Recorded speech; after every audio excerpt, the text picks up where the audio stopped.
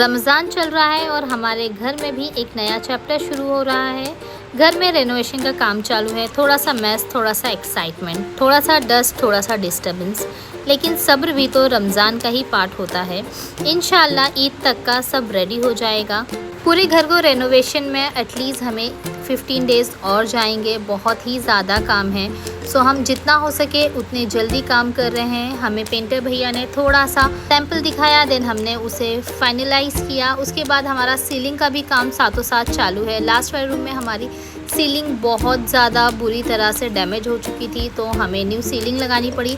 Then मैं आ गई थी मेरे घर एंड मैंने मेरे यहाँ बनाया था चिकन मलाई एंड देन इसके बाद मैंने थोड़ी फ्रेंच फ्राइज़ भी फ्राई कर ली थी।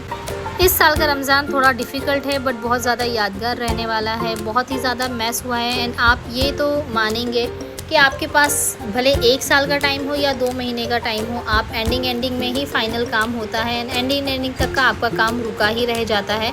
सो हमारे घर में भी सेम हाल है। हमने काफ़ी टाइम से ये सारे काम करवाने थे बट जब लास्ट 1 महीना हमारे हाथ में बचा तभी हमारे सारे काम स्टार्ट होने लगे एंड अब रमज़ान में बहुत ही ज़्यादा डिफ़िकल्टीज़ आ रही है। साथ ही साथ हमें ये भी टेंशन है कि हमारे जो कैट्स हैं दोनों को भी ब्रीथिंग इशू है, सो हम पेंट के टाइम भी उन्हें वहाँ नहीं रह सकते और घर में बहुत ही ज़्यादा डस्ट है। सो दोनों मेरे घर में ही हैं एंड अब बहुत ही ज़्यादा डिफ़िकल्ट हो गया है क्योंकि उन लोग को अकेले रहने की आदत भी नहीं है।